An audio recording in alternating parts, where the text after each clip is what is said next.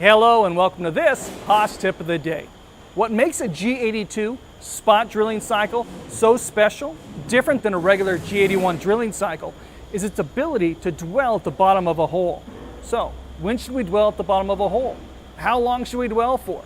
Does it matter? Well, the answer might surprise you.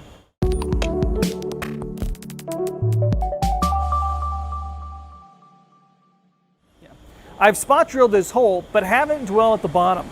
I used a regular G81 drilling cycle, which goes straight in and immediately back out. It looks great to the eye, but if I blew it using layout fluid and cut it again a little bit deeper, we can see that the part doesn't clean up all the way around. Without a dwell on this drilling cycle, my spot drill doesn't even make one full revolution at the bottom of this hole. That's going to leave an uneven surface. It's not even going to clean up. An uneven surface with a spot drill is bad. But if you're cutting valve seats on a cylinder head, or if you're trying to get a nice seal surface with a port contour cutter on a hydraulic manifold, you might end up with an uneven surface. That could cause leaks. You might end up with a bad part. Here, we have a tool that isn't even making it one full revolution. We used a G81 with no dwell. This will give us an uneven floor surface finish. This dwell is too short. Here, we have used a G82 cycle with a 1 second dwell. 1 second doesn't sound like much, but at our RPM, that leaves the tool rubbing the part for more than 30 revolutions. This will cause our tool to wear out quickly and can ruin our surface finish.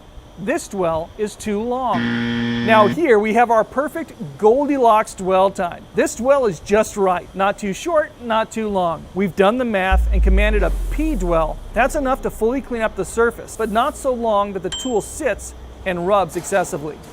On aluminum, dwelling too long isn't so bad. I mean, it wastes cycle time, but the burnished parts will probably work just fine. Harder materials like steel, titanium, and even powdered metal valve seats are way less forgiving.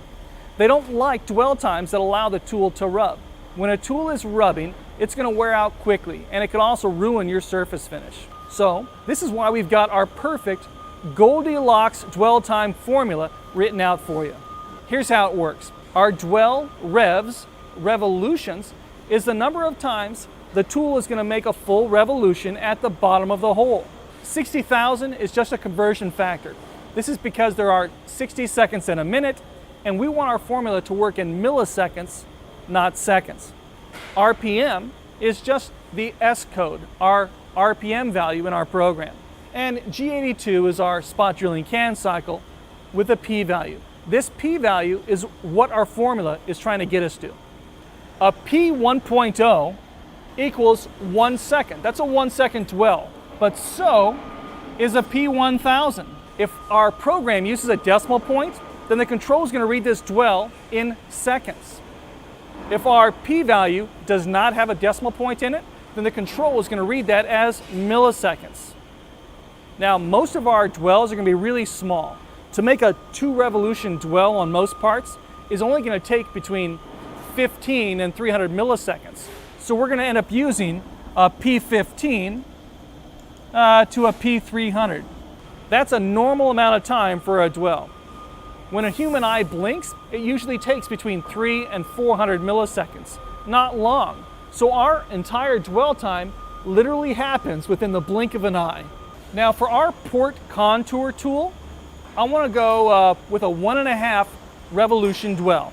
So I'm going to put in 1.5 into our formula. I'm going to carry down this 60,000. That's just our conversion factor. My RPM on my port contour tool is 2,000 RPMs. That's S2000. So if we did the math, this would give us an answer here of 45. That means that in my program, I'm going to command a G82. We're going to use a P value of 45.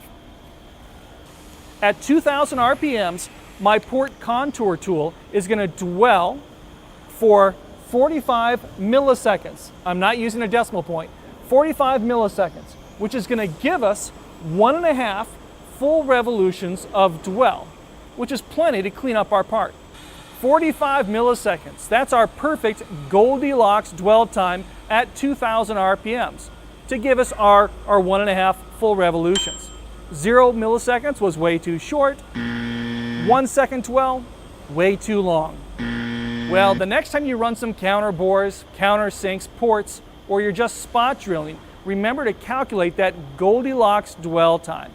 Your programs aren't going to take any longer than necessary now that you're going to be using short dwells, and your tools won't be rubbing, which means they're not going to be wearing out any faster than they need to. If I'm just going to break the edge of an existing hole, just putting a chamfer on a hole with my spot drill, I typically don't dwell at all. I'll just use a G81. Now dwells, the p-values don't work with G81 cycles. But on a side note, did you know that those dwells can be added to your G83 PEC drill cycles? You can dwell at the bottom of those holes as well. Well, like always, talk to your tooling vendor about your specific application and play around with those dwell revolutions to figure out exactly what your part needs. Check your programs, do the math, and shorten up those cycle times by using very small dwells, milliseconds, not seconds. Well, thanks for letting us be a part of your success and for watching this Haas Tip of the Day.